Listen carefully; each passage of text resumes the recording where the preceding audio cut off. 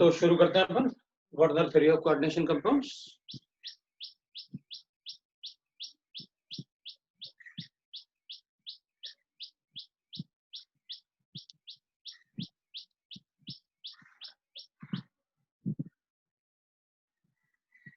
Werner theory of coordination compounds पढ़ रहे थे अपन। तो मैंने आपको वर्नर थ्योरी में ये बताया था कि भाई मैं एक छोटा सा पार्ट रिवाइज कर देता हूँ कि कोई भी कॉम्प्लेक्स होता है उस कॉम्प्लेक्स में जैसे COCl3.5H2O है, ठीक है ना। 5 अमाइंस पढ़ाया था उसने मेनली, तो अपन अमाइंस की बात करते हैं। तो अगर अमाइंस है तो अपन क्या बोलते हैं, ये जो Cl है ना इस पे कितना चार्ज है, +3। तो जितना ऑक्सीडेशन स्टेट होता है ना मेटल का, it is the primary valency. So primary valency is equal to oxidation state of metal, ठीक है। Primary valency is equal to oxidation state of metal, ठीक है, ऑक्सीडेशन स्टेट ऑफ मेटल। और दूसरा इसमें अपन ने बात की थी सेकेंडरी वैलेंसी की। सेकेंडरी वैलेंसी जो होता है, सेकेंडरी वैलेंसी जो होगा that will be equal to number of coordinate bond, ये अपन कोऑर्डिनेशन नंबर भी बोल सकते हैं, कोऑर्डिनेशन नंबर, ठीक है ना, क्योंकि कोऑर्डिनेशन नंबर मैंने आपको बता रखा है। उसके बाद अपन ने कहा था प्राइमरी वैलेंसी जो है वो डॉटेड लाइन से अटैच्ड मतलब शो करते हैं मेटल के साथ, और इसको बॉन्ड लाइन से, so denoted by bond line, by bond line. और इसको अपन ने लिखा था this is denoted by dotted line, by dotted line, ठीक है। तो अब इसमें अपन को प्राइमरी और सेकेंडरी वैलेंसी तो नहीं दिख रही थी, तो अपन क्या करेंगे, प्राइमरी और सेकेंडरी वैलेंसी नहीं दिख रहा था तो अपन ने क्या किया था कि प्राइमरी वैलेंसी और सेकेंडरी वैलेंसी को डिवाइड करने के लिए हमने क्या किया, हमने कोऑर्डिनेशन स्फीयर मतलब वर्नर ने कोऑर्डिनेशन स्फीयर की बात की। तो उसने कहा कि भाई अगर ये और ये दोनों मिला के अगर 6 हो सकते हैं तो आप मैक्सिमम कॉम्प्लेक्सीज को ऑक्टाहेड्रल बनाना, मतलब 6 लिगेंड को कोऑर्डिनेशन स्फीयर में रखना। उसने कहा था अगर ये दोनों मिला के 6 हो सकते हैं, मतलब जैसे ये 5 है और ये 3 है, तो दोनों मिला के अगर 6 हो सकते हैं तो आप कॉम्प्लेक्सीज को हमेशा क्या बनाना, मतलब उसमें 6 लिगेंड्स को कोऑर्डिनेशन स्फीयर के अंदर रखना, ठीक है ना। तो अपन कहेंगे इसका मतलब मुझे NH3 5 लिखने हैं सारे के सारे, और Cl और Cl2। तो अब इसमें 3 Cl अंदर और 3 NH3 अंदर ले लेते हैं। तो अपन कहेंगे उसने कहा था कि जो भी आप यहाँ पर दिख रहे हो आपको लिगेंड्स, उनमें से जो जिसमें अच्छा डोनर एटम हो अच्छा डोनर एटम नाइट्रोजन होगा एज कंपेयर टू Cl। अच्छा डोनर एटम वो होता है जिसमें इलेक्ट्रॉन डेंसिटी ज्यादा हो और इलेक्ट्रॉन नेगेटिविटी कम हो। इलेक्ट्रॉन डेंसिटी ज्यादा होगी तो इलेक्ट्रॉन देने की टेंडेंसी मतलब ओवरलैप करने की टेंडेंसी ज्यादा होगी, because it has to act as a Lewis base. तो उसने कहा था कि भाई आप ऐसे कर लेना, तो इसको वो कहता है क्या, ये वाला पार्ट जो है इसको वो कहता है सेकेंडरी वैलेंसी, है ना। और ये जो ऑक्सीडेशन स्टेट्स को न्यूट्रलाइज करते हैं पॉजिटिव चार्ज को, इनको अपन कहते हैं प्राइमरी वैलेंसी। तो प्राइमरी वैलेंसी कोऑर्डिनेशन स्फीयर के अंदर भी हो सकता है, हाँ हो सकता है, क्योंकि अगर ये 3 होते तो मैं तो सारे के सारे अंदर लिखता, 6 लिखता।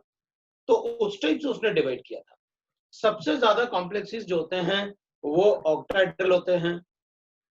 जो ऑक्टाहेड्रल शेप कब आएगा, जब 6 लिगेंड्स होंगे कम से कम, तो ऑक्टाहेड्रल होते हैं। उसके बाद टेट्राहेड्रल कॉम्प्लेक्स, उसके बाद स्क्वायर ब्लेंड कॉम्प्लेक्स। तो उस टाइप से उसने डिवाइड किया था कि नंबर ऑफ कॉम्प्लेक्सेस है।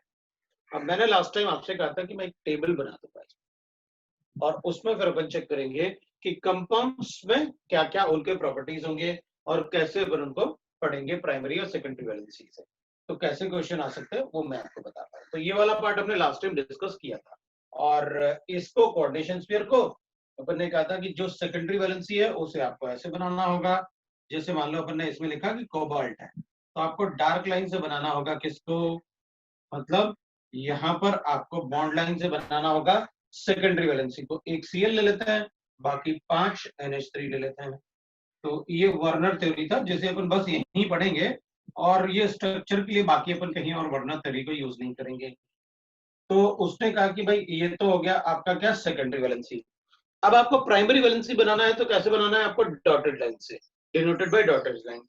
तो अपन कहेंगे लो भाई बना दिया अपन ने, एक सीएल इधर ले लेता हूँ, ये डॉटेड लाइन हो गया, एक सीएल इधर ले लेता हूँ, ये हो गया, और एक सीएल ये भी होगा, क्योंकि +3 चार्ज के लिए मुझे 3 सीएल चाहिए +3 चार्ज को न्यूट्रलाइज करने के लिए, which is the primary valency. तो एक ऐसा सीएल होगा जो सेकेंडरी जैसे भी बिहेव करेगा और जो इसके चार्ज को भी न्यूट्रलाइज करने में काम आएगा, तो वो प्राइमरी वैलेंसी भी होगा और सेकेंडरी वैलेंसी होगा। तो it will be like this, ये बन जाएगा। ठीक है, अब अपन इसमें क्वेश्चन कैसे होंगे वो देखते हैं। इस पार्ट से भी क्वेश्चन हो सकता है जो अपन ने लिखा हुआ है, what is primary valency, what is secondary valency, like that भी अपने पास क्वेश्चंस हो सकता है। अब जैसे मोस्टली उसने जो बताए थे अपन को प्लेटिनम अमाइंस और कोबाल्ट अमाइंस को ही डिस्कस किया था, ये सारा पार्ट मैंने आपको लास्ट टाइम बता रखा था।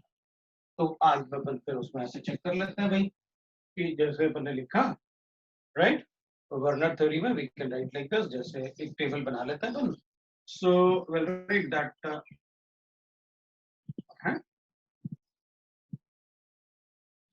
फिर अपन लिख लेंगे एक मॉलिक्यूलर फॉर्मूला लिख लेते हैं अपन,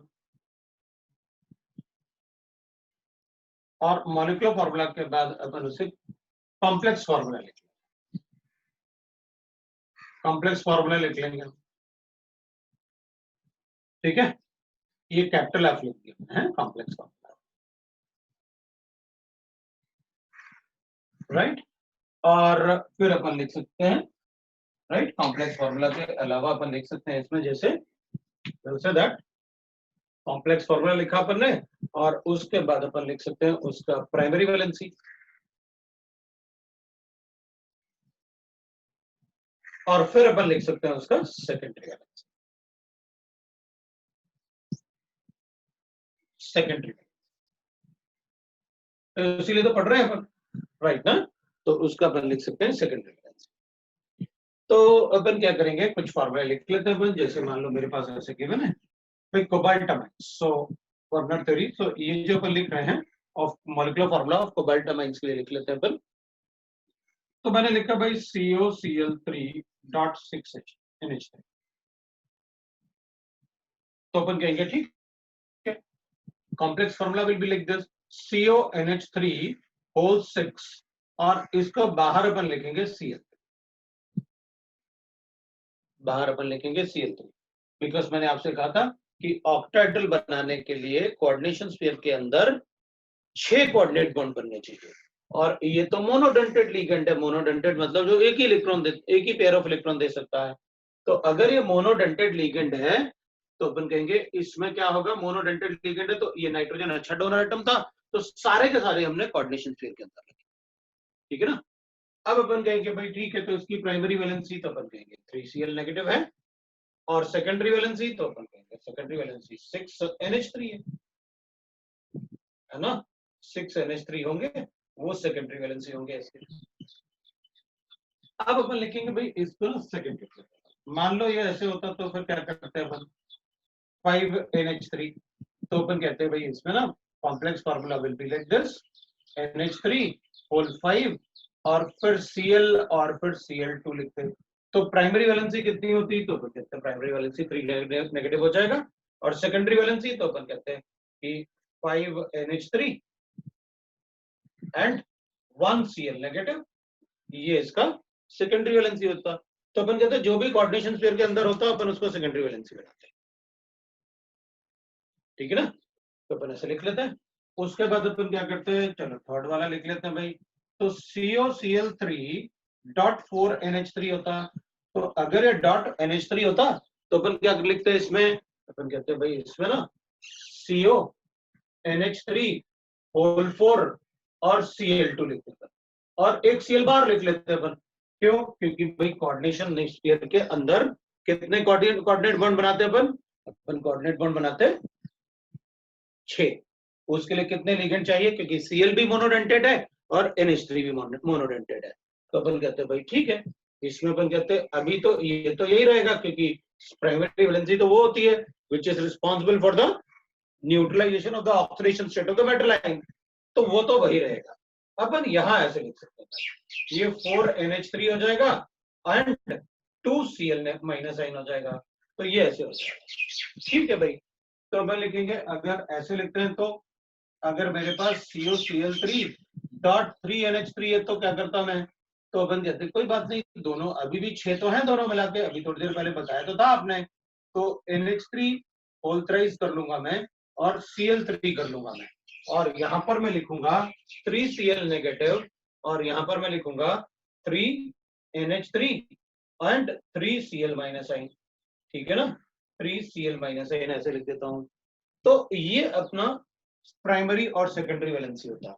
तो अपन कहते हैं अगर ऐसे लिख लूं तो मान लेते हैं कि भाई इसमें COCl3 लिख रहे हैं और डॉट 2NH3 लिखेंगे, तो अपन कहेंगे दोनों मिला के 6 नंबर नहीं आ रहा। अगर दोनों मिला के नंबर 6 नहीं आ रहा तो फिर अपन बना ये बनेगा। क्यों? क्योंकि 6 नंबर नहीं होगा तो फिर कोऑर्डिनेशन नंबर 6 नहीं आ पाएगा, सेकेंडरी वैलेंसी 6 होनी चाहिए। तो इधर इसका ये वाला कंपाउंड नहीं बनेगा फिर, तो अपन कहेंगे लो भाई ये कोबाल्ट अमाइंस है, और इन कोबाल्ट अमाइंस में जो मुझे लगता है आपको समझ में आ गया कि प्राइमरी वैलेंसी और सेकेंडरी वैलेंसी है ना कैसे बताएंगे। तो ये वर्नर थ्योरी थी। अब अपन क्या करेंगे, देखो इनमें नंबर ऑफ मतलब अगर मान लो अपन ये कहेंगे इनमें कि भाई ये जो है जो आपने बना रखे मॉलिक्यूलर फॉर्मूला, उसको कॉम्प्लेक्स फॉर्मूला में अपन ने बनाया, तो अपन एक बात तो आराम से ऑब्जर्व कर सकते हैं कि देखो इसमें ना बाहर इस कोऑर्डिनेशन स्फीयर पे कितना चार्ज होगा, तो अपन कहेंगे +3।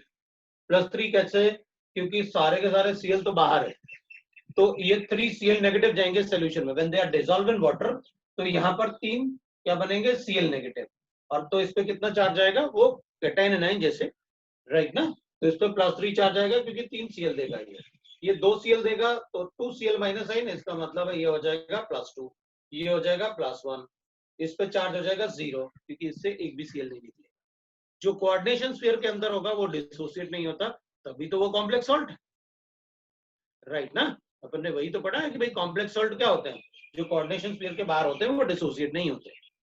ठीक है, अब होता क्या है कि भाई इसमें ना जैसे number of ligands strong in, ये अपन कहते हैं जो अच्छा डोनर एटम होता है ना, they are called strong ligands, अच्छा डोनर एटम।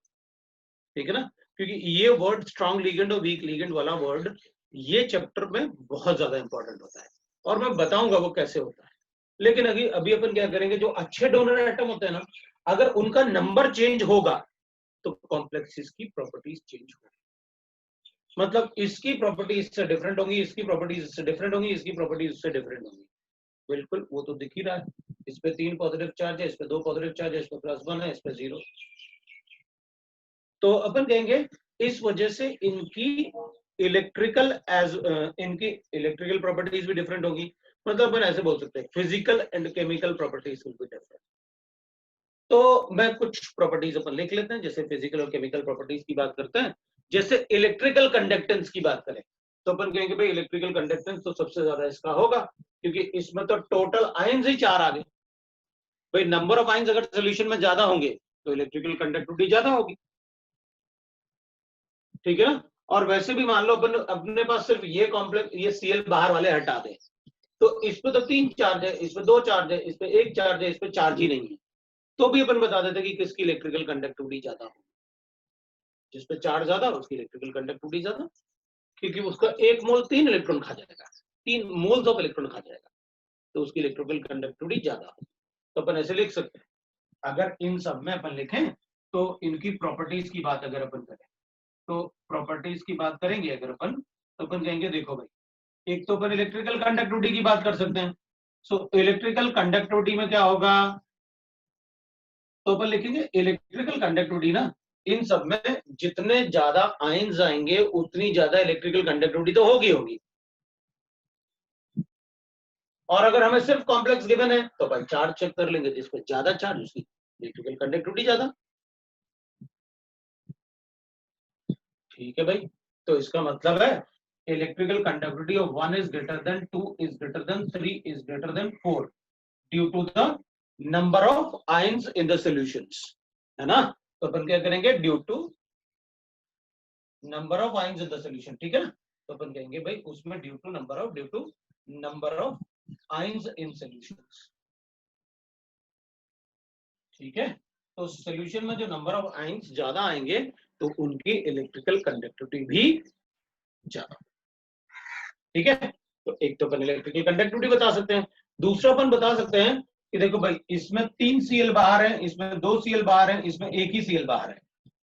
तो अगर मान लो मेरे पास ये दोनों है तो मैं इन दोनों को कैसे डिफरेंशिएट कर सकता हूं, तो मैं कहूंगा एक तो मुझे दिख ही रहा है इसकी इलेक्ट्रिकल कंडक्टिविटी ज्यादा होगी इससे। दूसरा मैं ये भी कर सकता हूं कि अगर मैं इसको AgNO3 से रिएक्ट करूं और इसको AgNO3 से रिएक्ट करूं तो ये 3 मोल AgNO3 से रिएक्ट करेगा, ये 2 मोल से रिएक्ट करेगा, क्योंकि जितने Cl बाहर होंगे तो वही रिएक्ट कर सकते हैं केमिकली। भाई जो Cl अंदर है कोऑर्डिनेशन स्फीयर के अंदर वो तो सेंट्रल मेटल से कोऑर्डिनेट बॉन्ड से बॉन्डेड होगा, और अगर इससे कोऑर्डिनेट बॉन्ड से बॉन्डेड है मतलब उससे स्ट्रांगली बॉन्डेड है, वो स्क्वायर ब्रैकेट के अंदर है, वो तो डिसोसिएट होते ही नहीं, उसका तो हम टेस्ट भी नहीं लगा पाएंगे सोल्यूशन में। तो अपन क्या करेंगे, अपन कहेंगे इन दोनों को ना, इन चारों को अपन AgNO3 से डिफरेंशिएट कर सकते हैं। इसमें जितने मोल्स इसके होंगे सेल्फ यूज होंगे, वो क्यों, क्योंकि 3 मोल Cl नेगेटिव देगा तो 3 मोल AgNO3 चाहिए, ये 2 मोल AgNO3 चाहिए क्योंकि 2 मोल Cl नेगेटिव देगा, ये 1 मोल AgNO3 चाहिए और ये AgNO3 से रिएक्ट नहीं करेगा क्योंकि इसमें Cl सारे के सारे कोऑर्डिनेशन क्लियर करते हैं, ठीक है भाई। तो अपन ऐसे देख सकते हैं प्रॉपर्टीज में, एक प्रॉपर्टी तो अपने पास ये आ गया, दूसरा प्रॉपर्टी अपन ऐसे कर लेते हैं भाई, इसके प्रॉपर्टीज को हम लिखेंगे और reaction with AgNO3, reaction with AgNO3 कर लेते हैं अपन। तो रिएक्शन विद AgNO3 में क्या करेंगे अपन, अगर हमारे पास गिवन है सो दैट इज ऐसे होगा CONH3 होल 6, इधर अपने पास क्या होगा Cl3, तो ये 3 मोल AgNO3 से तो गिव्स 3 मोल्स ऑफ, क्या करेंगे अपन AgCl का व्हाइट पेपर, ये प्रेसिपिटेट से ही तो बता रहे हैं अपन कि 3 मोल्स प्रेसिपिटेट बनेंगे, बाकी कॉम्प्लेक्स में क्या बता देंगे अपन भाई ये तो CONH3 होल 6 ही रहेगा और बाहर NO3 आ जाएगा। अब आपको याद होगा तो मैं हमेशा से आपको बोलता आ रहा हूं केमिकल बॉन्डिंग या मतलब it is from periodic table, all nitrates are 100% water soluble, तो होगा ही होगा, लेकिन ये क्लोराइड तो AgCl को तो व्हाइट पीपीटी होता है, अपन को पता है इट इज स्पेरिंगली सॉल्युबल, वो तो सॉल्युबल होते ही नहीं वाटर में, जो स्पेरिंगली सॉल्युबल होते हैं पर उनको इनसॉल्युबल बोलते हैं वाटर, और जैसे अपन ने सॉल्युबिलिटी प्रोडक्ट बना, ठीक है। तो अपन क्या करेंगे, अपन कहेंगे भाई इसमें ना CONH3 होल 6, तो अब दूसरा ले लेते हैं अपन, तो ये 5 था, अगर Cl अंदर है तो फिर 2 Cl बाहर है तो मतलब ये 2 मोल्स AgCl से AgNO3 से रिएक्ट करेगा और 2 मोल्स AgCl बनाएगा, तो अपन क्या बोल सकते हैं ये बनाएगा 2 मोल्स ऑफ AgCl। तो इसमें ना छोटा मोटा मतलब ऐसे कर लेंगे कि छोटा मोटा मोल कॉन्सेप्ट का क्वेश्चन अपन यूज कर लेते हैं कि मैं आपसे कहूं बताओ इसके 0.01 मोल्स, तो इसके कितने मोल्स यूज होंगे, तो अपन कहेंगे इसके 0.01, तो देख लेंगे कि बाहर Cl कितना है, उसके हिसाब से उसके मोल्स चेक कर लेंगे। वॉल्यूम भी पूछ सकता हूँ कि भाई इसके मान लो अपन को गिवन है कि 0.01 मोल है और इसकी नॉर्मलिटी मुझे 0.15 गिवन है, तो बताओ कितना वॉल्यूम यूज होगा इसको न्यूट्रलाइज, तो चेक कर लेंगे इसके जितने Cl बाहर है उसके 3 टाइम मोल्स इसके यूज होंगे, तो जितने मोल्स इसके हैं इसके 3 टाइम मोल्स यूज कर रहे हो आप, तो N/V/1000 से डिवाइड करके अपन मोल्स इक्वेट करके अपन को पता है छोटा मोटा कैलकुलेशंस वो अपन कर सकते हैं, प्लस ये क्या हो जाएगा CONH3 होल 6 होल 5 था और एक Cl अंदर था जो रिएक्ट नहीं कर पाया, प्लस NO3 होल 5, तो ये छोटा मोटा क्वेश्चन अपन को मिलेगा, either it will be related to the mole concept or it will be related to the how many moles of AgNO3 will react, तो इसमें मोल कॉन्सेप्ट भी अपन यूज कर सकते हैं, तो उस टाइप से भी अपन को क्वेश्चन मिल जाएगा, या फिर डायरेक्टली अपन का पूछ लेंगे प्राइमरी वैलेंसी कितना है, सेकेंडरी वैलेंसी कितना है, मोल कॉन्सेप्ट से रिलेटेड, इलेक्ट्रिकल कंडक्टिविटी से रिलेटेड, और इवन ऐसे भी होता है कि अगर अंदर लिगेंड्स का नंबर कुछ चेंज होगा किसी से भी, अपन सिर्फ इसमें नहीं बात कर रहे, अपन कहीं भी बात कर रहे हैं। अगर अंदर डिफरेंट टाइप के लिगेंड्स का नंबर चेंज होगा तो इनके कलर भी चेंज होंगे, मतलब इनमें कलर्स भी होंगे। तो अगर कलर्स होंगे तो अपन कहेंगे भाई ठीक है, अगर इनके कलर चेंज होंगे, ठीक है। तो सेकंड एग्जांपल में AgNO3 है ना, तो सेकंड एग्जांपल में AgNO3 बिल्कुल होगा, ये AgNO3 है ना अपन ने, वो AgCl बनेगा ना, पीपीटी तो उसी से बनेगा, ये नाइट्रेट कहां से आएगा वरना, तो वो AgNO3 बिल्कुल होगा। तो मैं बात कर रहा था कि अगर यहाँ पर नंबर्स चेंज होंगे जो भी लिगेंड्स हैं, क्योंकि इसमें 6 के 6 लिगेंड ऐसे होंगे जो अच्छे डोनर एटम, इसमें एक थोड़ा वीक डोनर एटम है, तो इसकी इलेक्ट्रिकल प्रॉपर्टीज क्या हो जाएंगी, चेंज हो जाएंगी। अगर इसकी इलेक्ट्रिकल प्रॉपर्टीज चेंज हो, इसकी इलेक्ट्रिकल प्रॉपर्टी तो Cl2 की वजह से चेंज हुए, लेकिन इसका जो प्रॉपर्टीज होगा, बाकी प्रॉपर्टीज जैसे इलेक्ट्रॉन देने की टेंडेंसी लाइक दैट ना, तो इनके कलर भी डिफरेंट हो जाते हैं। लेकिन अनफॉर्चुनेटली अपन वर्नर थ्योरी से कलर के बारे में कुछ भी नहीं बोल सकते, ठीक है ना। कलर के बारे में अपन को बोलने के लिए थोड़ा सा और वेट करना होगा इसमें। सो this is about the Werner theory, जिसमें अपन को क्वेश्चंस आएंगे और इनमें से डायरेक्टली क्वेश्चंस अपन को मिल जाएंगे, वो छोटा मोटा मूल कॉन्सेप्ट, जैसे मैंने आपसे कहा कि ये इसका मोलारिटी हमसे पूछा है, इसके मोल्स दे दिए 0.02, बताओ इसका 0.1 का मोलारिटी का कितना वॉल्यूम यूज होगा उसको न्यूट्रलाइज करने के लिए, उससे रिएक्ट करने के लिए। ये बिल्कुल करता है, सबको समझ में आया। ये वर्नर थ्योरी है, मतलब इसको देखने के बाद फिर हमें जरूरत नहीं है कि भाई हम पहले वाले पार्ट को भी पढ़ें, क्योंकि अपन कहेंगे कि भाई ये सब जो वो है जो डॉटेड लाइन से अटैच्ड होंगे, और ये सब वो है जो बॉन्ड लाइन से अटैच्ड होंगे सेंट्रल मेटल के साथ इन अ कोऑर्डिनेशन पॉलीहेड्रा, ठीक है। तो ये था अपना Werner theory. Next we can write is Werner theory के बाद इसमें हमें एक और पार्ट पढ़ना है, और वो पार्ट होता है इफेक्टिव एटॉमिक नंबर, ठीक है ना। उसके बाद हम ज्योमेट्रीज पढ़ सकते हैं मॉलिक्यूल्स की, कि कोऑर्डिनेशन कॉम्प्लेक्स की ज्योमेट्रीज क्या होगी। तो उससे पहले अपन पढ़ेंगे that is effective atomic number पढ़ना होता है। तो let us check what is effective atomic number.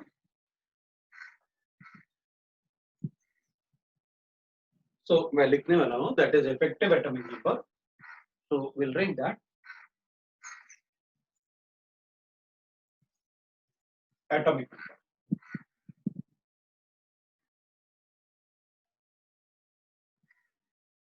तो अपन इसको EAND बोलते हैं।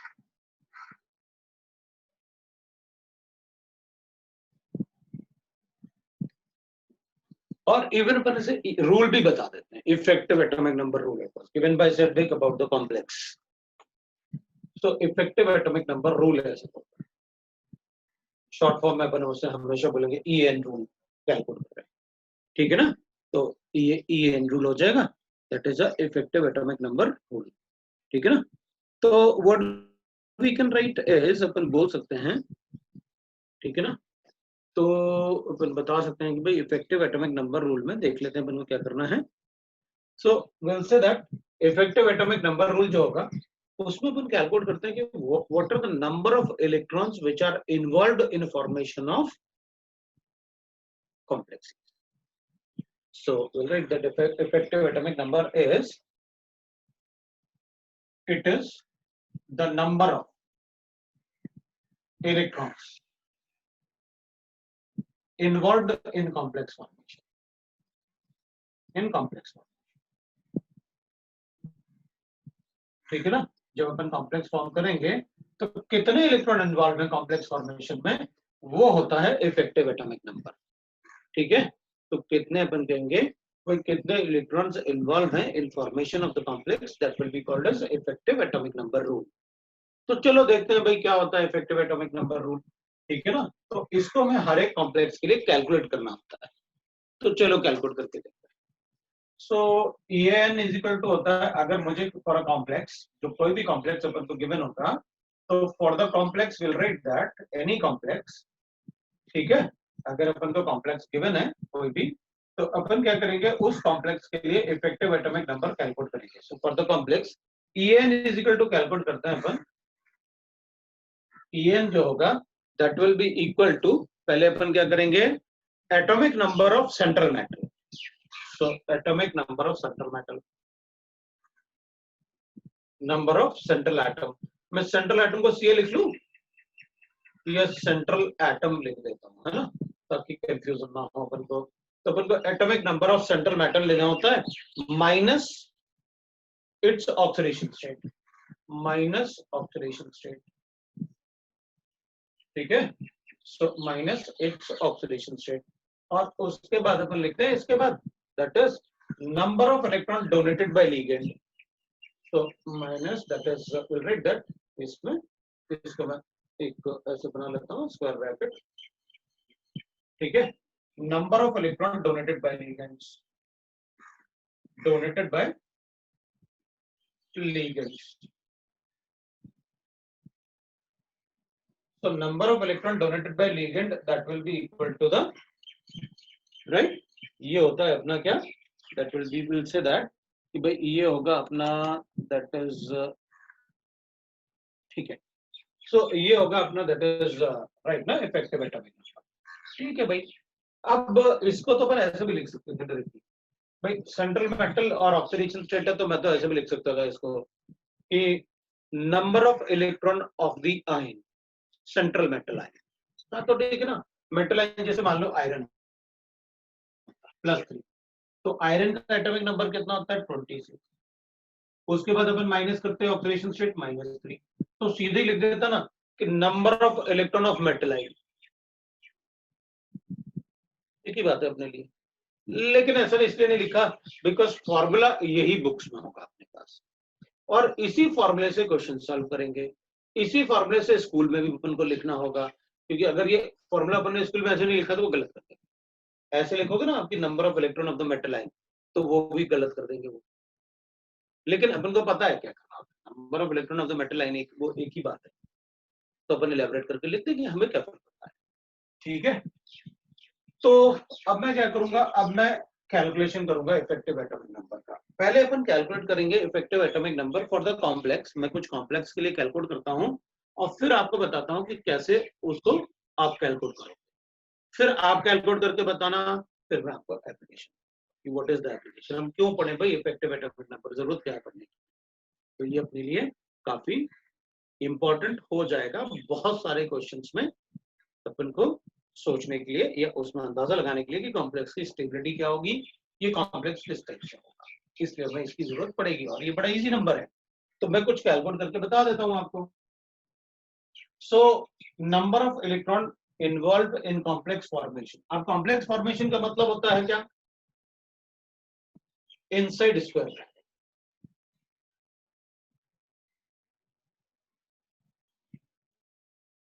कॉम्प्लेक्स फॉर्मेशन तो ब्रैकेट वाली पार्ट होता है, बाकी बाहर वाला पार्ट थोड़ी कॉम्प्लेक्स होता है, बाहर वाला पार्ट तो आयनाइजेबल पार्ट होता है। तो अपन कहेंगे ठीक है भाई, तो आप मुझे बता दो फिर मुझे कैसे लिखना है। तो अपन कहेंगे ठीक है, मैं एग्जांपल ले रहा हूं, जैसे मान लो मुझे ऐसे कॉम्प्लेक्स फॉर्मेशन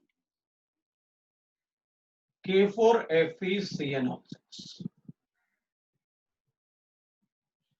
तो अपन क्या कहेंगे, अपन कहेंगे भाई पोटेशियम का कोई रोल नहीं होगा, आपने कहा EN कैलकुलेट करना होता है किसका, किसके लिए, स्क्वायर ब्रैकेट। तो फिर पोटेशियम का क्या रोल होगा, तो अपन कहेंगे भाई इसका सिर्फ इतना ही रोल होगा कि इस पे कितना चार्ज है वो कैलकुलेट कर लो। तो अपन कहेंगे इसमें तो चार्ज हो गया +2, हाँ तो बस इसको कैलकुलेट करने के लिए ही आपको पोटेशियम की जरूरत पड़ सकती है, वरना नहीं। मैं तो इसको ऐसे अज्यूम कर लूंगा, मुझे क्या फर्क पड़ता है, FeCN6 ऐसे अज्यूम करके कैलकुलेशन कर दूंगा, ठीक है ना। तो अपन ऐसे अज्यूम करेंगे और कैलकुलेशन कर देंगे, हमें क्या फर्क पड़ेगा।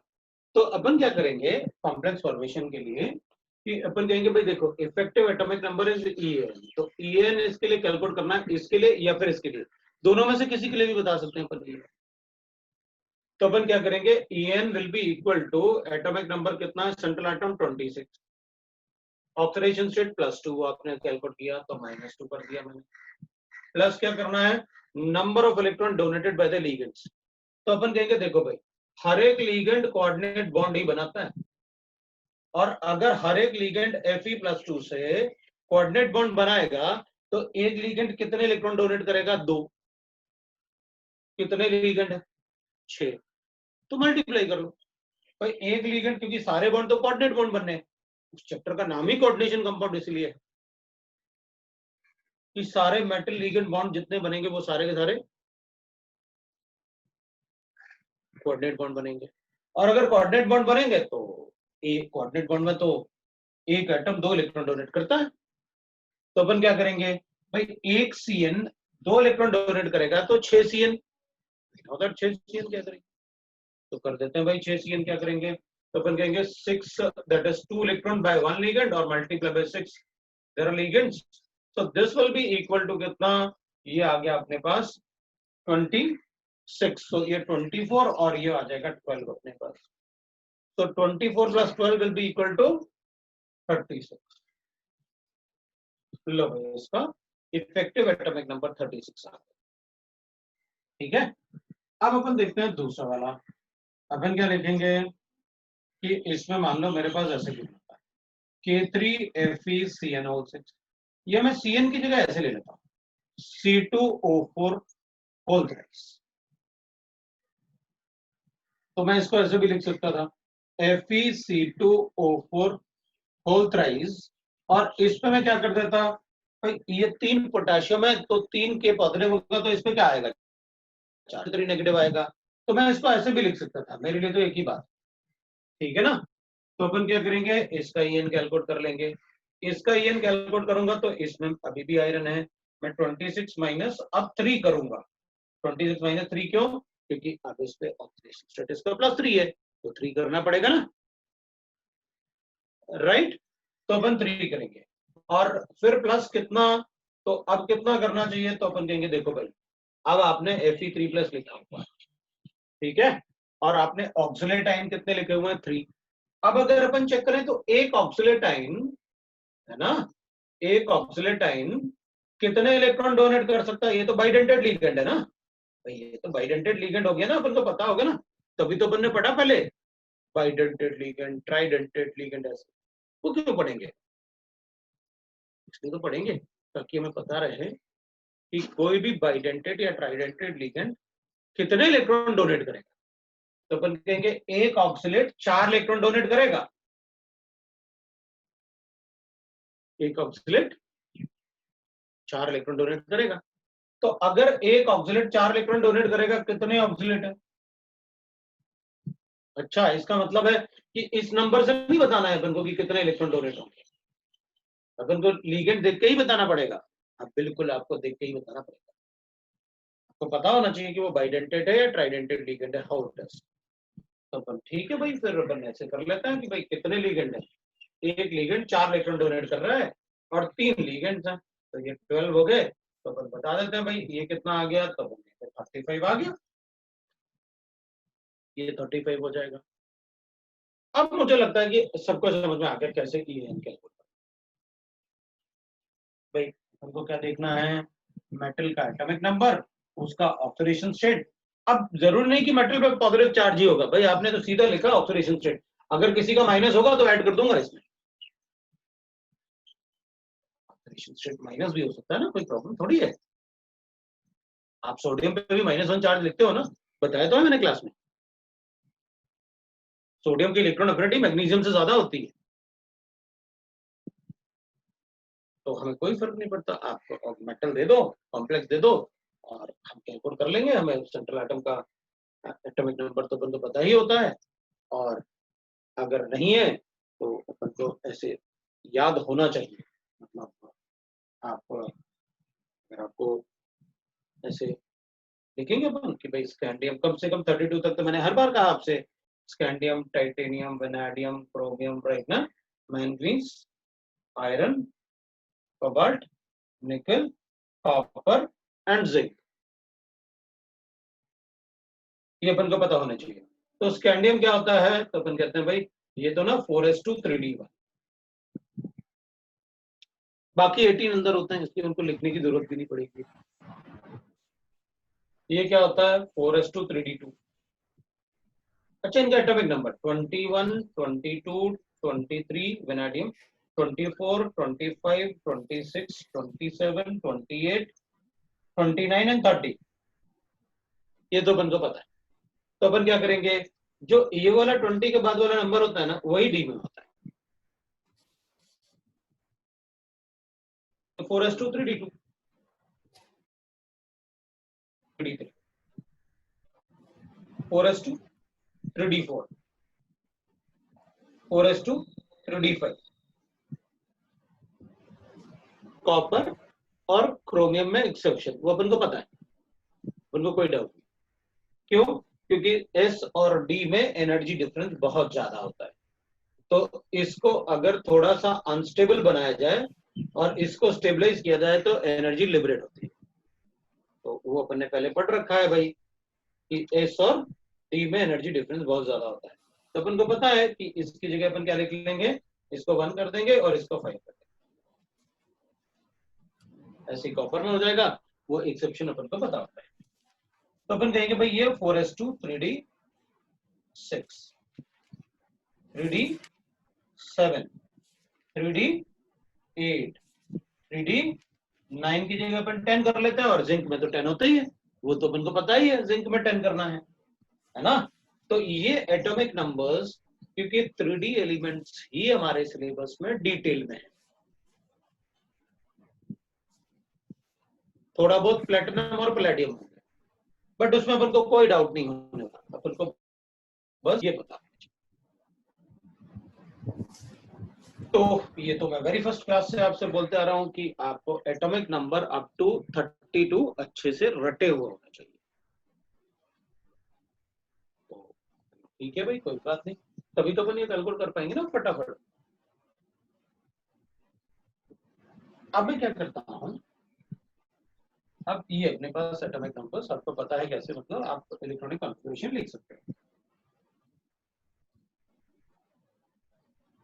अब आप मुझे ई एन कैलकुलेट करके दिखाओ।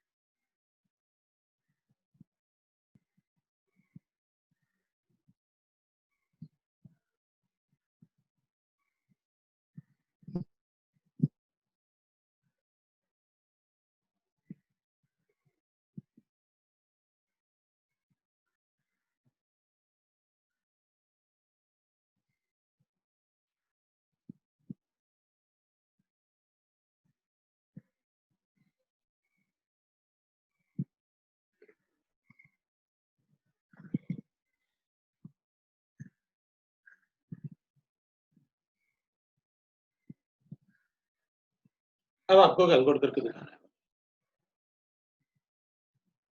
Effective atomic. कुछ ऐसे दिए हुए हैं, आपको एटॉमिक नंबर भी बताया, तो फटाफट कैलकुलेट करके बताओ।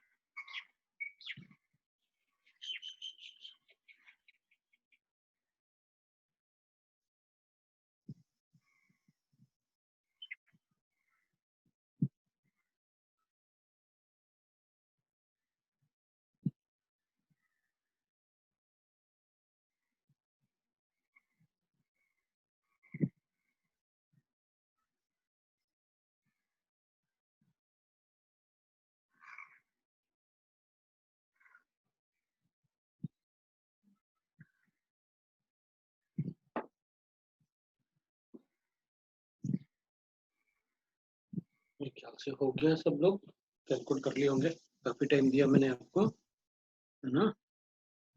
तो ठीक है भाई, टाइप भी कर दी 33, 34, 32, 37, 35, 30 30 तो नहीं आना चाहिए, मैं कैलकुलेट करूं।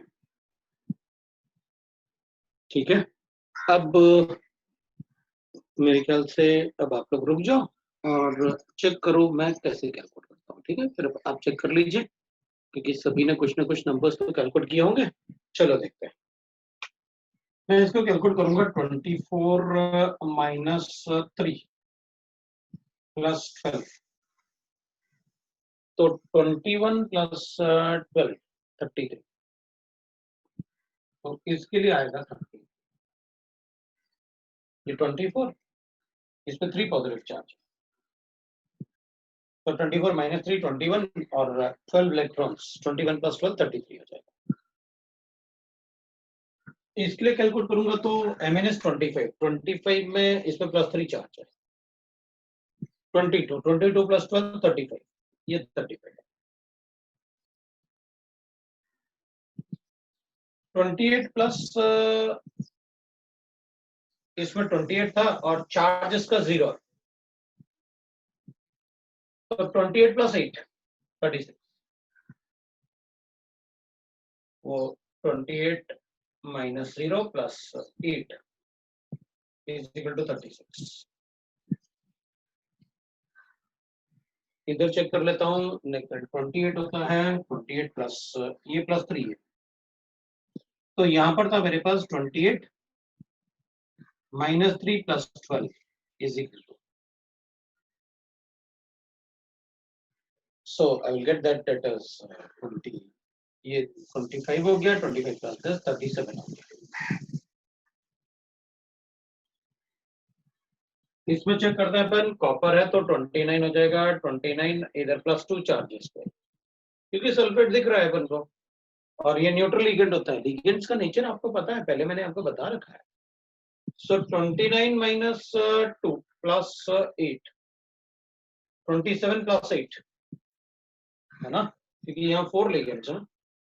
सो 29 माइनस 2, क्योंकि प्लस 2 चार्ज है, 27 प्लस 8 20, दैट इज 35। यहाँ पर चेक कर लेता हूँ, तो वेनाडियम इज 23 प्लस 23, ये -1 था, तो अगर ये -1 होगा तो विल राइट दैट, क्योंकि ये तो न्यूट्रल होता है, तो मैं इसको -1 ले लेता हूँ, क्योंकि जो भी चार्ज होगा वो उसी की वजह से होगा, क्योंकि ये तो न्यूट्रल लिगेंड्स है, तो अपन क्या करेंगे +1 हो जाएगा, प्लस 12 कितना आया 36 आया, ये 36 आ गया। भाई अगर कार्बन मोनोऑक्साइड न्यूट्रल लिगेंड है, ये न्यूट्रल लिगेंड है कार्बन मोनोऑक्साइड, तो जो भी चार्ज कोऑर्डिनेशन स्फीयर पर रहेगा वो किसकी वजह से होगा, मेटल की वजह से। और मैंने आपसे कहा था कि मतलब मेटल पे नेगेटिव चार्ज भी हो सकता है, कुछ कुछ कॉम्प्लेक्सेस तो ऐसे भी होंगे जिसमें -2 चार्ज लिखेंगे, कोऑर्डिनेशन मेटल पे -2 चार्ज होगा। तो हमें बस कैलकुलेट करना आना चाहिए कि कैसे अपन EAN कैलकुलेट कर लेंगे। तो अब अपन क्या करेंगे, अपन कहेंगे भाई अच्छा ठीक है, मान लेते हैं कि आपने ऐसे कहा और ये कॉम्प्लेक्स बना रहे हैं, ठीक है, तो PGTA कॉम्प्लेक्स अपन ने देख लिया। अब मान लो मेरे पास ऐसे की बना था, मैं कुछ 2-3 और लिख लेता हूँ, एक मैं कैलकुलेट करके दिखा देता हूँ। जैसे मान लो मुझे गिवन है दैट इज आई, मैंने ऐसे कर लिया। अब इसमें मैंने आपसे कहा कि भाई मैंने ना ऐसे लिखा NiEN होल थ्रेड्स, ये +2, तो EN तो इथाइलिन डाइमाइन होता है, D वाले का 34 होगा क्या, चेक कर लेता हूँ।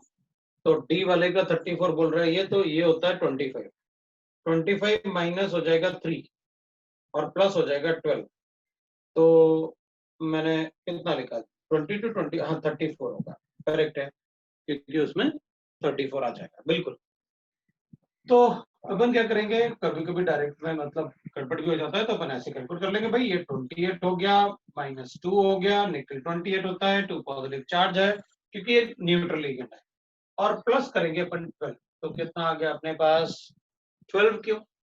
क्योंकि एक EN बाइडेंटेड लिगेंड होता है, और बाइडेंटेड लिगेंड मतलब 2 डोनर एटम्स होते हैं। तो 3 में भाई एक डोनर एटम में कितना, एक डोनर साइड में कितने 2 इलेक्ट्रॉन होते हैं, जैसे ऑक्सिलेट था। EN भी तो इथाइलिन डायमाइन भी तो वैसे ही होता है। तो इथाइलिन डायमाइन का मतलब हो गया कि ऐसे डोनेट करेगा ना, Na होगा, तो अपन कहेंगे भाई NH2 है और इसके 2 इलेक्ट्रॉन है, और इससे CH2 होगा, CH2 होगा, और यही तो होता है इथाइलिन डायमाइन। तो इसके 2 इलेक्ट्रॉन, एक ऐसे और एक ऐसे, डोनर एटम्स। तो अपन कहेंगे ठीक है भाई, इसका मतलब है ये एक EN है, ये वाला EN। तो अच्छा, एक EN 4 इलेक्ट्रॉन डोनेट करेगा, तो अपन लिख लेंगे भाई एक EN 4 इलेक्ट्रॉन डोनेट करेगा, तो 3 EN 12 इलेक्ट्रॉन डोनेट करेंगे। तो कितना आ गया अपने पास 26 प्लस 28, 38 आ गया। ये लो भाई 38। अब मुझे नहीं लगता किसी को, अगर मान लो EDTA होता तो मैं EDTA लिखूंगा तो एक ही लिगेंड EDTA का एक से रेटेट होता है, तो एक ही लिगेंड EDTA का 12 इलेक्ट्रॉन डोनेट कर देगा, इथाइलिन डायमाइन टेट्राएसिटिक एसिड। तो एक ही 12 इलेक्ट्रॉन डोनेट कर देगा, तो अपन को कोई फर्क नहीं पड़ता, हमें ये चेक करना होता है कि कौन सा लिगेंड कितने इलेक्ट्रॉन डोनेट करेगा। अब अपन कहेंगे, अब बात पे आते हैं कि भाई अपन ठीक है, हमें कैलकुलेट करना आ गया। मुझे नहीं लगता कोई होगा ऐसे जिसको कैलकुलेट करना नहीं आया। अगर इस किसी को डाउट होगा कैलकुलेशन में, तो वो पहले बताएगा कि भाई हमको नहीं आया,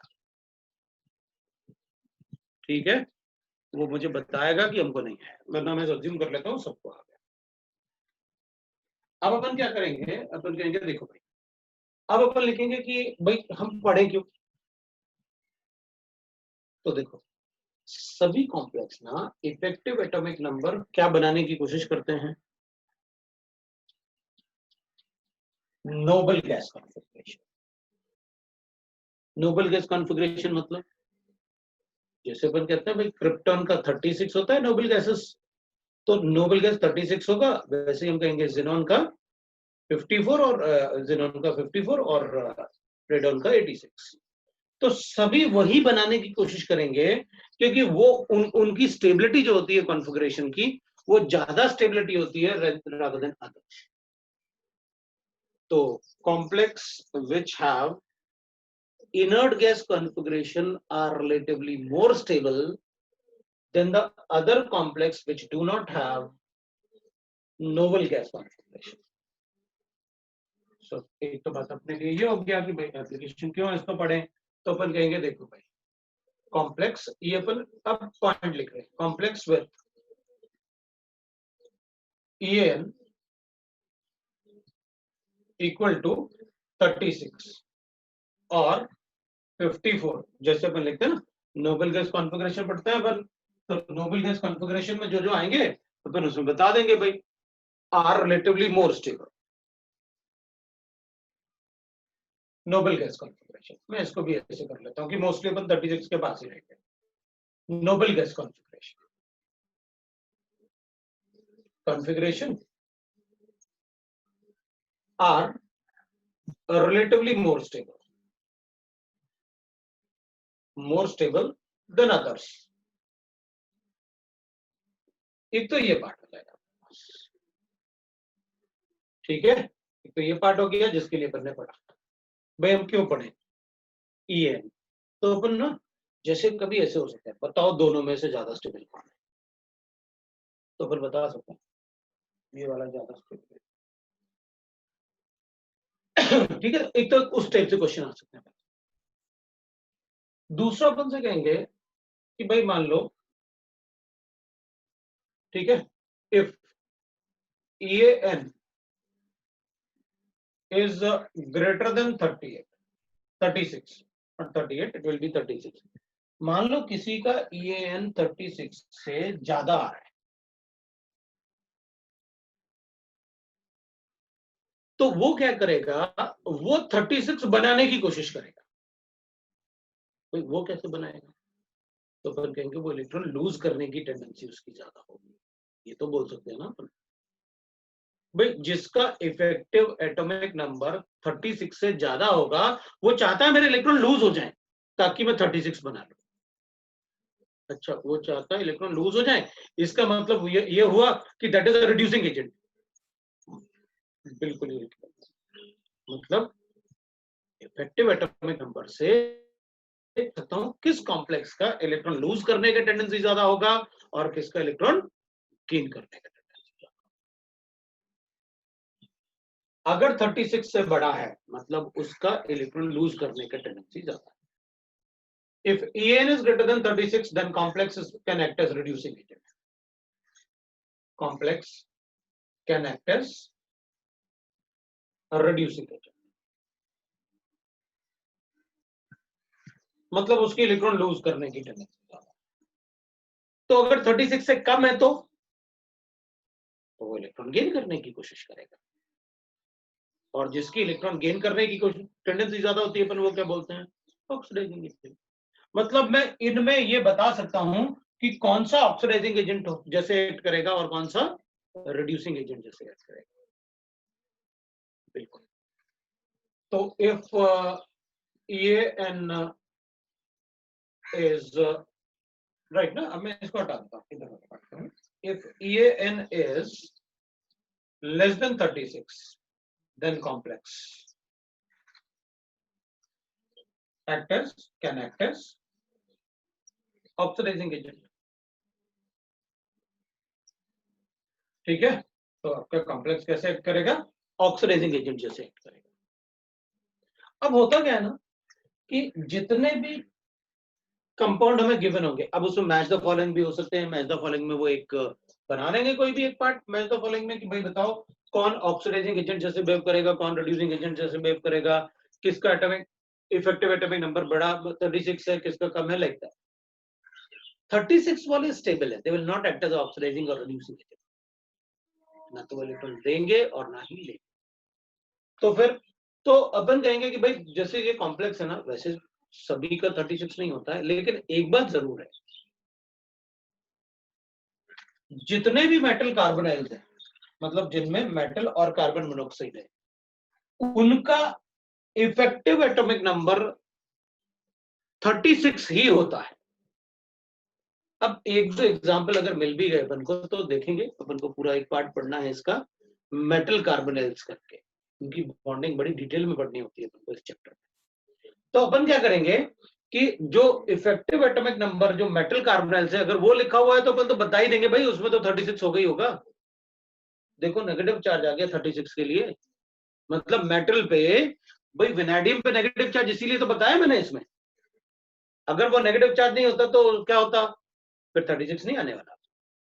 मतलब मेटल कार्बोनाइल में 36 बनाने के लिए नेगेटिव चार्ज भी बना सकते हैं, उनपे नेगेटिव चार्ज भी हो सकता है तो मेक इट 36। समझ में आया? ये यूज है अपने लिए इफेक्टिव एटॉमिक नंबर, मतलब दिस इज द एप्लीकेशन।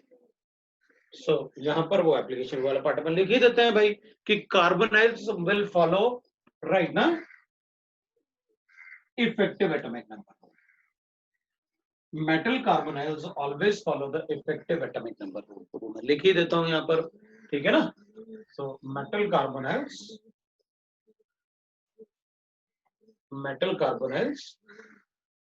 क्या होते हैं, जिनमें लिगेंड कार्बन मोनोऑक्साइड होता है। So metal carbonyls always follows EN and rule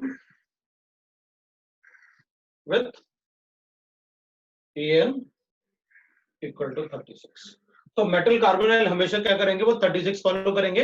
अब एक दो एक्सेप्शन तो सभी जगह होंगे, तो जैसे मैंने आपसे कहा ना कि अपन को ना एक छोटा सा टॉपिक पढ़ना पड़ेगा इस पार्ट मेटल कार्बोनाइल करके, तो वहां पर मैं आपको इसका एक्सटेंसिव यूज करूंगा और वो एक्सेप्शन अगर है तो मैं बताऊंगा आपको कि वो एक्सेप्शन कौन से है। लेकिन अभी अपन को बिल्कुल कुछ नहीं सोचना एक्सेप्शन के बारे में, हमें पता है इफेक्टिव एटॉमिक नंबर क्या होता है, व्हाट आर द एप्लीकेशंस, सब अपन को पता है, और क्यों इफेक्टिव एटॉमिक नंबर राइट ना हमें पढ़ना है, और why the complex forms atomic number, because अगर उनका इनर्ट गैस कॉन्फिगरेशन होगा तो उनकी स्टेबिलिटी बढ़ेगी। तो हम अगर हमें कभी भी स्टेबिलिटी कंपेयर करनी पड़ी ना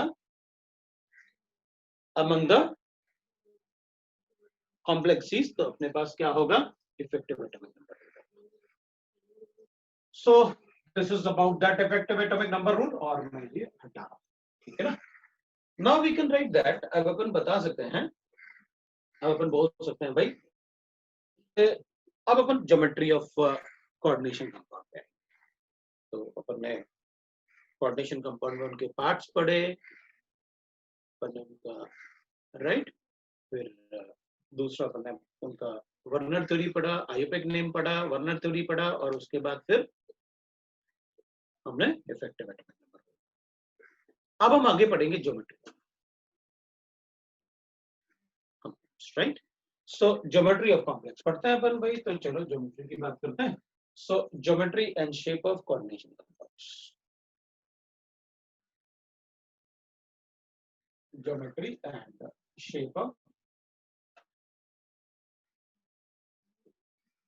कॉम्प्लेक्स। अब अगर अपन को ज्योमेट्री और शेप ऑफ कॉम्प्लेक्स पढ़ना है ना, तो there are 4 theories which explains the geometry and shape of complex. There are 4 theories, और एक थ्योरी जो होगा वो पहले वाले का मॉडिफिकेशन होगा। तो सबसे पहला थ्योरी जो अपन पढ़ते हैं वो होता है वैलेंस बॉन्ड थ्योरी। जैसे अपन लिखेंगे 4 थ्योरीज, तो वो 4 थ्योरीज में एक तो होता है valence bond theory,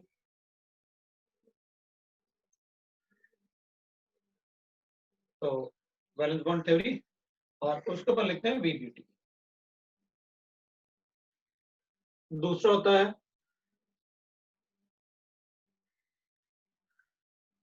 crystal field theory, field theory, और उसको अपन कहते हैं सीएफटी। थर्ड होता है ligand field theory, ligand field theory, और इसको अपन कहते हैं एलएफटी। और फोर्थ होता है molecular orbital theory, orbital theory, और उसको अपन क्या बोलते हैं अपन सबको पता है ना, ये अपन को पता है। तो अब ये भाई ठीक है, ये बना दिया आपने, ये एरोस क्यों बनते जा रहे हैं, तो एरोस अपन इसलिए बता रहे हैं कि उससे अपन को ना एक आइडिया रहेगा। जैसे वैलेंस बॉन्ड थ्योरी है, valence bond theory explains that कि मेटल और लीगेंड में सारे के सारे कोवेलेंट बॉन्ड,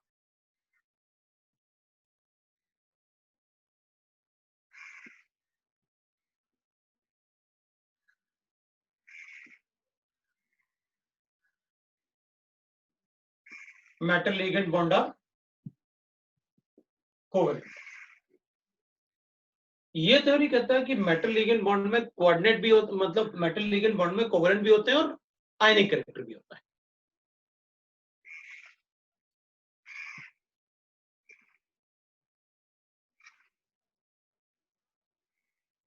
कोवेलेंट एंड आयनिक।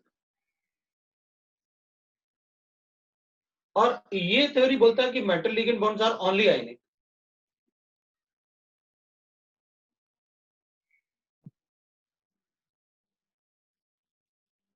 ये थ्योरी के हिसाब से metal ligand bonds are only ionic. तो ये कहता है कोवेलेंट किया उसने कि नहीं नहीं कोवेलेंट और आयनिक दोनों, पर उसने कहा नहीं नहीं वो सिर्फ ionic. That was the reason. अपन क्या करते हैं भाई, अपन को भी तो वो झगड़ा पता है, कार्बन मोनोऑक्साइड का स्ट्रक्चर लिखो, अपन ने कहा ये होता है ना कार्बन मोनोऑक्साइड का स्ट्रक्चर, तो अपन ने कहा हाँ ये भी हो सकता है। और लेकिन जब अपन को नहीं पता था कि कोऑर्डिनेट बॉन्ड होता है, तो अपन क्या लिखते थे उसमें, फॉर्मल चार्ज।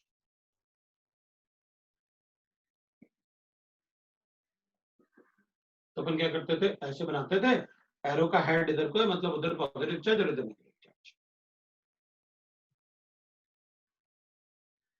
यही तो फॉर्मल चार्जेस है भाई। अपन को पता तो है कोऑर्डिनेट बॉन्ड मतलब फॉर्मल चार्जेस। अगर हमें किसी एटम के फॉर्मल चार्जेस कैलकुलेट करने हैं तो उसका स्ट्रक्चर बना लो कोऑर्डिनेट बॉन्ड के साथ, बाद में कोऑर्डिनेट बॉन्ड को हटा के उसमें चार्ज लिख देना, जिधर हेड होता है उधर नेगेटिव चार्ज, जिधर टेल होता है उस एरो का उधर positive charge.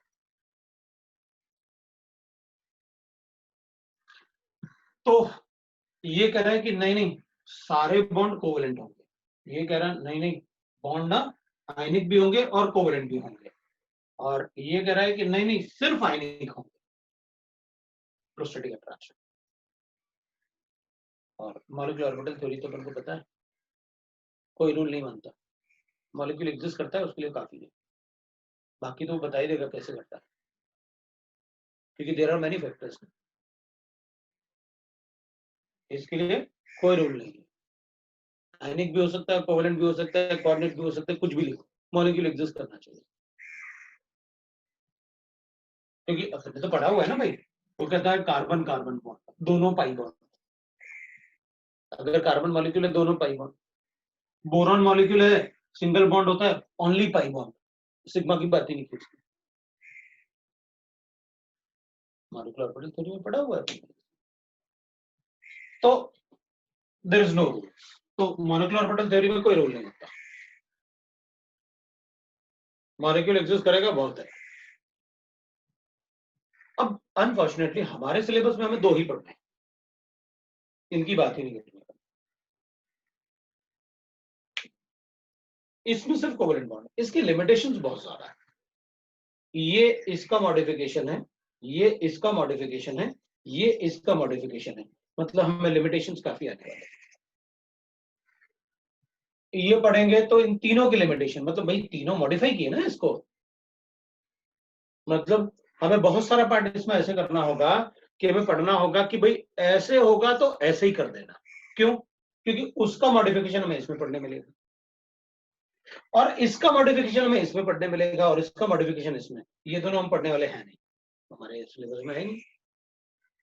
MOT, that is molecular orbital theory with respect to coordination compounds, ना ही लिगेंड थ्योरी।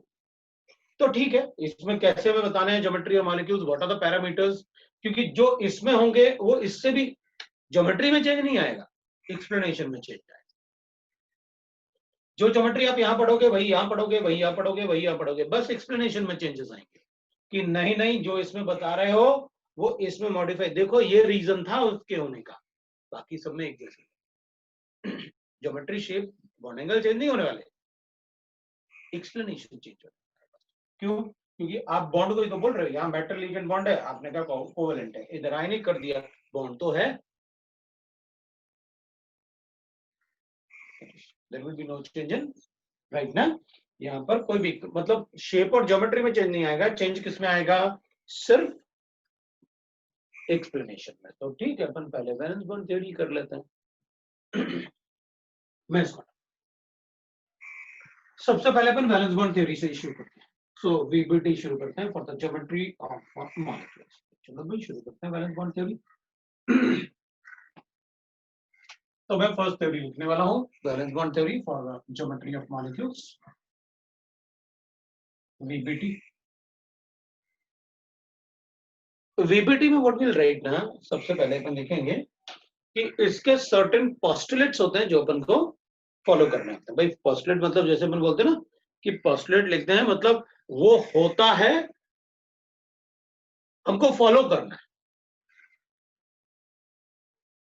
अब वो होता है तो उसमें अपन एक्सप्लेनेशन ला सकते हैं कि जैसे अपन ने लिखा भाई postulates of kinetic theory of gases, तो अपन बता थोड़ी सकते थे कि भाई पार्टिकल जो है वो इंडिपेंडेंट होगा ग्रेविटेशनल फोर्स से, गैस पार्टिकल, लेकिन हमें पता है हाँ भाई ठीक है, अगर गैस पार्टिकल इंडिपेंडेंट नहीं होते तो सारा ऑक्सीजन नाइट्रोजन एटमॉस्फेयर का अर्थ में चिपक जाता, जमीन में सारा का सारा, मतलब they are independent of gravitation. तो और ऐसा भी नहीं कि बिल्कुल भी नहीं होता, अदरवाइज एटमॉस्फेयर बनता कैसे थे, लेकिन हमें आइडियल के लिए अज्यूम करना होता है। तो पोस्टुलेट मतलब जो बताया भाई उसको फॉलो करना है, तो अपन यहाँ पर पोस्टुलेट लिख लेते हैं कि क्या क्या होता है, और वो एक्सप्लेनेशन अपन देंगे एग्जांपल्स में कि देखो अपन ने पोस्टुलेट लिखे थे, ये एग्जांपल पोस्टुलेट्स ऑफ VBT। तो अपन लिखेंगे भाई पोस्टुलेट क्या है, अपन को क्या क्या फॉलो करना है वो अपन देख लेते हैं वीबीटी में। तो पॉइंट्स में अपन को लिखना पड़ेगा, तो एक तो अपन लिख लेते हैं ऐसे, पॉइंट नंबर 1। तो ऑस्किलेट्स आर, अपन ऐसे लिख लेते हैं, तो इसको मैं ना पॉइंट्स में लिख लेता हूँ। तो ऐसे कर लेते हैं अपन पॉइंट नंबर 1।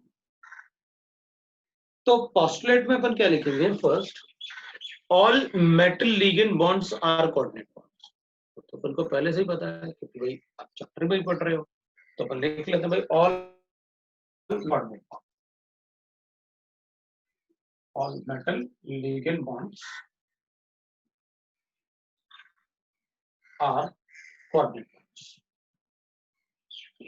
तो metal ligand bonds are coordinate bond, तो अपन कहेंगे ठीक है भाई metal ligand bond coordinate bond होगा, तो मेटल और लिगेंड मतलब मेटल जो होगा लिगेंड इलेक्ट्रॉन डोनेट करेगा और मेटल एक्सेप्ट करेगा, मतलब ये लुईस एसिड है और ये लुईस बेस है। So metal is a Lewis acid and ligand is a Lewis base. ठीक है, all metal ligand bonds are coordinate bonds. Where metal acts as a Lewis acid.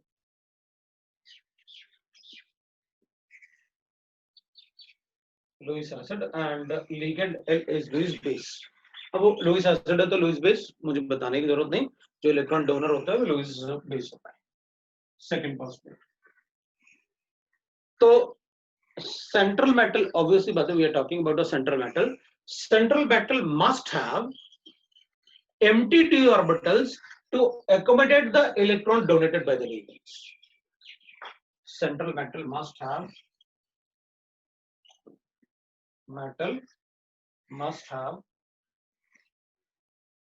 empty d orbitals.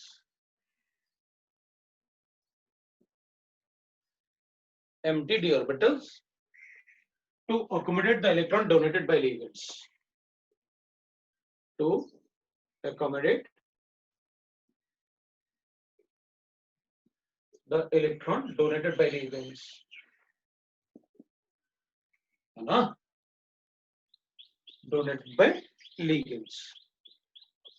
फिर अपन कहेंगे third point लिख लेते हैं अपन भाई, ठीक है एम्प्टी ऑर्बिटल होने चाहिए, तो आप सेंट्रल मेटल को मोस्टली मैं लेने वाला हूं क्या,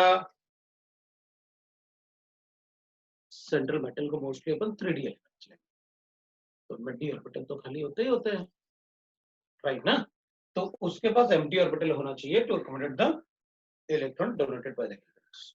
फिर नेक्स्ट लिखेंगे अपन, नेक्स्ट पॉइंट इज कि भाई इसमें अपन चेक करेंगे लिगेंड्स आ गया, अब अपन चेक करेंगे कि भाई वैलेंस बॉन्ड थ्योरी जो होता है ना, it can explain the geometry and shape of only those complex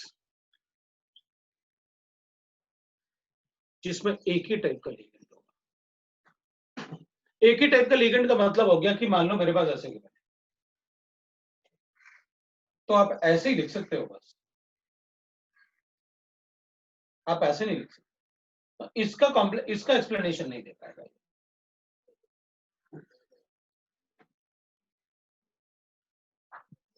ये इसका एक्सप्लेनेशन नहीं दे पाएगा, मतलब एक ही टाइप का लिगेंड होना चाहिए कोऑर्डिनेशन स्फीयर के अंदर। तो अच्छा, इसको अपन कहते हैं हेट्रोलेप्टिक कॉम्प्लेक्स, इसको कहते हैं अपन होमोलेप्टिक कॉम्प्लेक्स। एक ही टाइप के कॉम्प्लेक्स, डिफरेंट टाइप के कॉम्प्लेक्स, हेट्रोलेप्टिक। तो valence bond theory can only explain the geometry and shape of those complex which has only one type of. ठीक है, हमें क्या फर्क पड़ता है, राइट ना? लिख देंगे कि भाई ये इसके पोस्टुलेट है कि उसको वो एक्सप्लेन कर सकता है, बट फिर इनका क्या, तो देखेंगे ना आगे अपन, मतलब जो कंसेप्ट अपन को यहाँ मिलेंगे अपन वही कंसेप्ट से यहाँ कर लेंगे कुछ, मतलब we can write everything but इसके पोस्टुलेट लिख लेते हैं। So it can explain geometry of homoleptic complex, ठीक है ना? Explain the geometry of homoleptic complex. Homoleptic का मतलब होता है जिसमें एक ही टाइप के लिगेंड्स होंगे, तो अपन ऐसे लिख देते हैं भाई, या तो ML6 होगा है ना, या तो ML6 होगा सच दैट एंड ML4 होगा।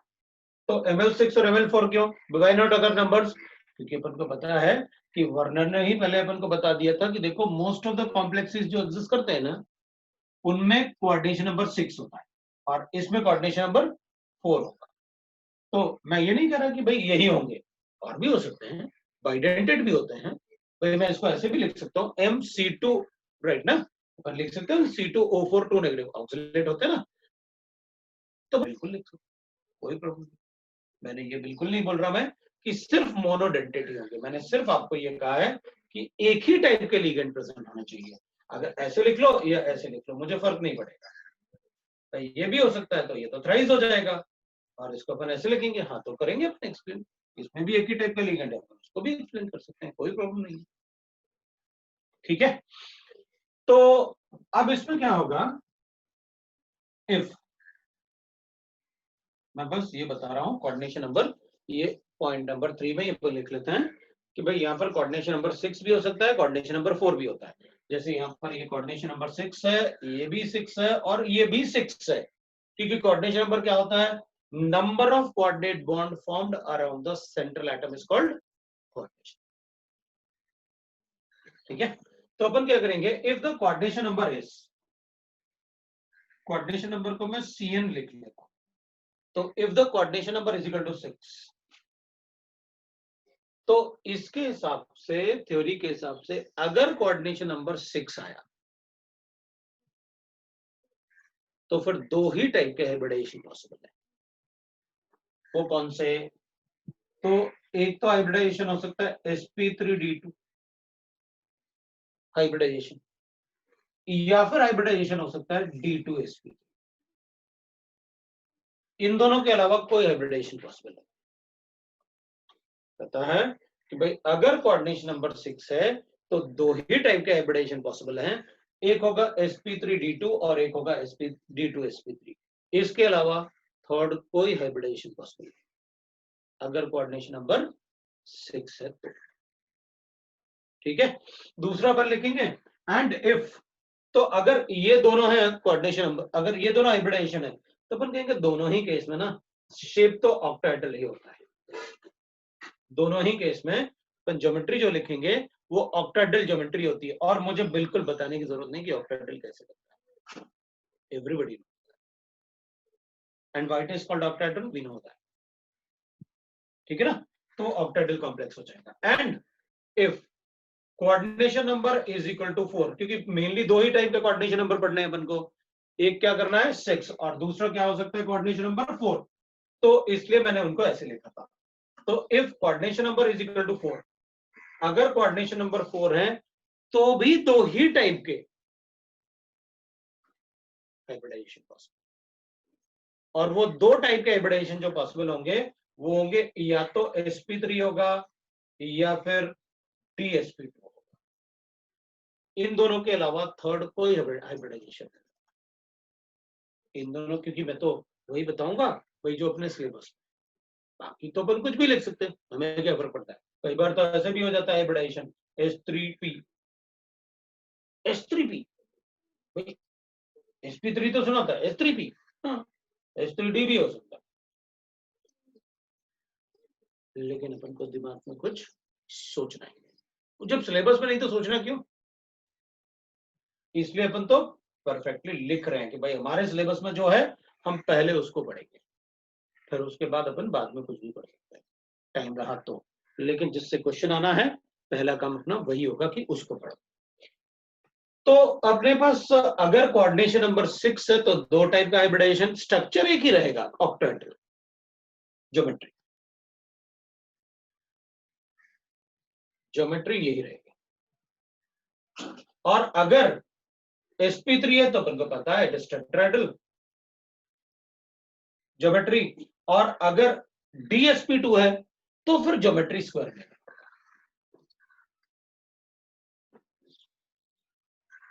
अगर DsP2 है तो ज्योमेट्री क्या होगी, फिर अपन उसे स्क्वायर लेंगे, ये अपन को पता होना चाहिए हमेशा। ठीक है, कोई बात नहीं, तो भाई हम मतलब देख लेंगे, मतलब ये बिल्कुल पोस्टुलेट मतलब यही फॉलो करना है, ठीक। नेक्स्ट पॉइंट लिखिए, ठीक है। तो नेक्स्ट पॉइंट में अपन लिखेंगे, अब अपन को ज्योमेट्री, ये तो पक्का हो गया कि भाई, और अपन इस नंबर को देख के ना, ये तो पक्का हो गया कि अगर कोऑर्डिनेशन नंबर गिवन है अपन को, तो उसको देख के बता सकते हैं अपन कि भाई ज्योमेट्री क्या है, मतलब पहले से अपन को पता रहेगा कि ज्योमेट्री क्या है, किससे, नंबर से। ये 6 है तो अपन को पता है ये टोटल सम 1 + 3 + 2, 2 + 1 + 3, वो 6 है। वो पावर वाइज तो लिखे होते हैं ज्योमेट्री में, coordinate bond is a type of covalent bond and it is sigma bond. Next we can write is, उसमें जब अपन को ज्योमेट्री के बारे में पता लगाएंगे तो फिर अपन लिख सकते हैं कि भाई इसमें ना एक और पॉइंट अपन लिखेंगे, हमें लीगेंड के स्ट्रेंथ की भी जरूरत पड़ती है इसमें, थोड़ा लीगेंड के स्ट्रेंथ की जरूरत पड़ती है। सो अपन क्या करेंगे, स्ट्रॉन्ग लीगेंड्स, स्ट्रॉन्ग लीगेंड्स, ठीक है, स्ट्रॉन्ग लीगेंड्स। अब लीगेंड स्ट्रॉन्ग भी होते हैं और लीगेंड वीक भी होते हैं। Strong ligands have tendency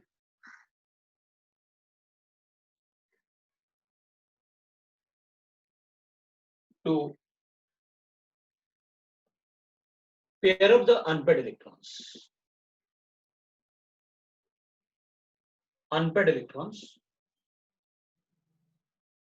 present in the metal ion.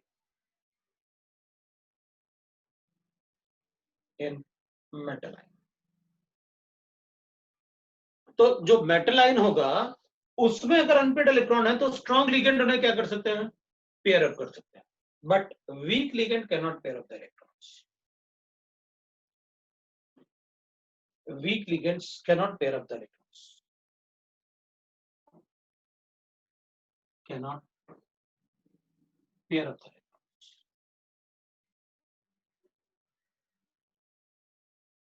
तो वीक लिगेंड पेयर अप नहीं कर सकते इलेक्ट्रॉन, तो अपन कहेंगे ठीक है भाई, लेकिन ये लिगेंड का स्ट्रेंथ कैसे पता चलेगा और हमें कैसे याद रहेगा ये तो बता दो भाई। लिगेंड का अब स्ट्रेंथ भी अगर हमें पता होगा तो अच्छी बात है, तो तुम्हें याद होगा ना, वर्नर थ्योरी में बार बार एक बात बोल रहा था, NH3 को सारा का सारा आप कोऑर्डिनेशन स्फीयर के अंदर क्यों रखते हो, क्योंकि वो अच्छा डोनर एटम। तो जो अच्छे डोनर एटम होते हैं वो स्ट्रॉन्ग लिगेंड होते हैं, और जो अच्छे डोनर एटम नहीं होते हैं वो वीक लिगेंड होते हैं। तो चलो फिर चेक करते हैं कि what is the strength of ligand. चलो देख लेते हैं भाई। तो स्ट्रेंथ ऑफ लिगेंड लिख रहा हूं मैं। सो स्ट्रेंथ ऑफ लिगेंड, अगर मैं लिगेंड का स्ट्रेंथ लिखूंगा तो आई विल राइट दैट कि स्ट्रॉन्गेस्ट लिगेंड जो होता है ना वो CO होता है, फिर Cn माइनस लिख लेते हैं, फिर NO2 लिख लेते हैं, फिर En लिख लेते हैं, और En के बाद अपन NH3, NH3 के बाद में वाटर लिख लेता हूं, वाटर के बाद में OH लिख लेता हूं, फिर FCl Br I, ये लिख लेते, ये लिगेंड के स्ट्रेंथ। अब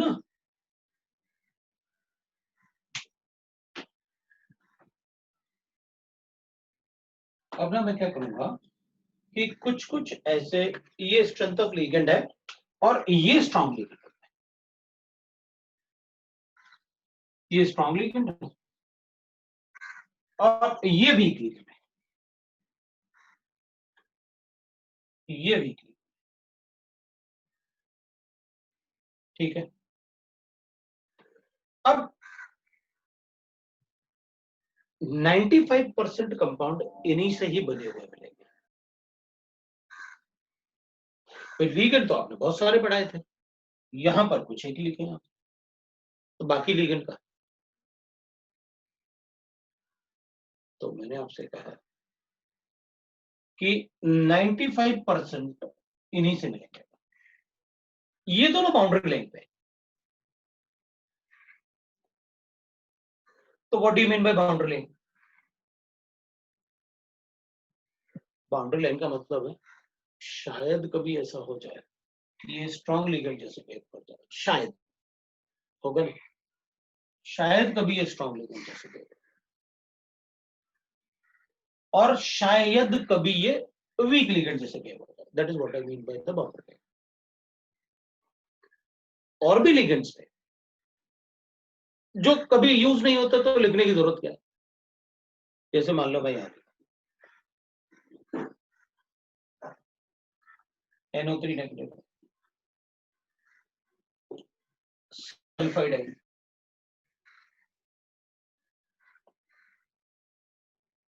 इन दोनों के बीच में EDT है,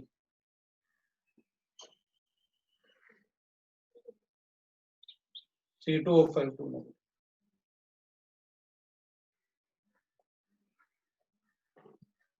इवन ना, इधर भी पेरिडीन, इधर डाइपेरिडाइन।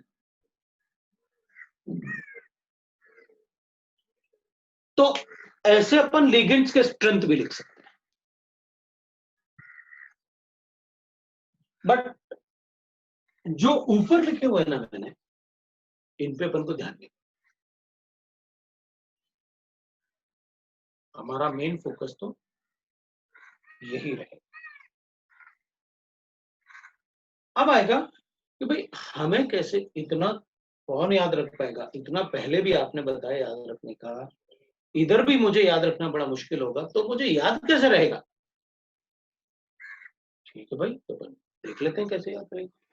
भाई अभी आपको इतना तो याद रहेगा ना, स्ट्रेंथ ऑफ लिगेंड में इतना तो बोल सकता हूं ना मैं, जैसे लिखूंगा strength of ligand,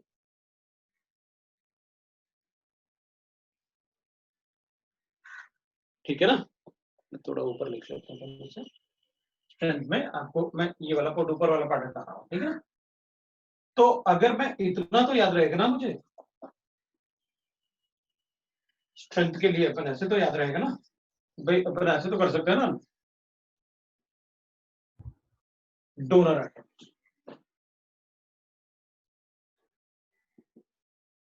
carbon, nitrogen, oxygen और हेलोजन। अगर किसी लिगेंड में कार्बन या नाइट्रोजन डोनर है तो स्ट्रॉन्ग, और अगर किसी में ऑक्सीजन या हेलोजन है तो देयर भी डोनर एटम्स, तो वीक लिगेंड्स। ये तो याद रहेगा ना, इससे अपने 99.9% क्वेश्चन सॉल्व होते हैं। भाई इतना तो अपन बोल ही देंगे ना, ये इलेक्ट्रोनेगेटिविटी के हिसाब से तो लिखा आपने, कार्बन ज्यादा इलेक्ट्रोपॉजिटिव, ज्यादा इलेक्ट्रॉन दे सकता है, जो ज्यादा इलेक्ट्रोनेगेटिव होगा उसकी इलेक्ट्रॉन देने की टेंडेंसी नहीं होगी। तो डोनर एटम अपन कैसे चेक करेंगे? डोनर एटम अपन चेक करेंगे कि किसकी इलेक्ट्रॉन देने की टेंडेंसी ज्यादा है। तो अपन कहेंगे भाई अगर कार्बन, नाइट्रोजन, ऑक्सीजन ये सब अगर गिवन है अपन को, तो अच्छा डोनर एटम वो होगा जिसपे इलेक्ट्रॉन डेंसिटी हो छोटा साइज। मतलब आप न्यूक्लियोफिलिसिटी से रिलेटेड तो नहीं है ना? बिल्कुल नहीं, सोचना भी मत। Nucleophilicity is a different concept, this is a different concept. यहाँ एसिड बेस्ड रिएक्शन हो रहा है, लुईस एसिड, लुईस बेस, इसलिए सोचना भी मत उसको कोरिलेट करने का। इतना तो अपन को याद हमेशा रहेगा भाई। आप देखो, carbon donor, carbon donor, nitrogen donor, nitrogen donor, nitrogen donor, nitrogen, nitrogen, इधर नाइट्रोजन ऑक्सीजन दोनों, इधर ऑक्सीजन, इधर ऑक्सीजन, इधर ऑक्सीजन, इधर कार्बन। ये तो याद रहेगा ना अपन को, ठीक है? So these are the donor atoms, we can write next one, fifth point. अब मैं फिफ्थ पॉइंट पे रुक जाऊं क्योंकि तुम लोगों का स्कूल होगा, है ना? इसको अपन फिफ्थ पॉइंट से नेक्स्ट टाइम डिस्कस कर लेंगे, यहाँ पर रुक जाते हैं। सत्यम, रिकॉर्डिंग स्टॉप कर दो।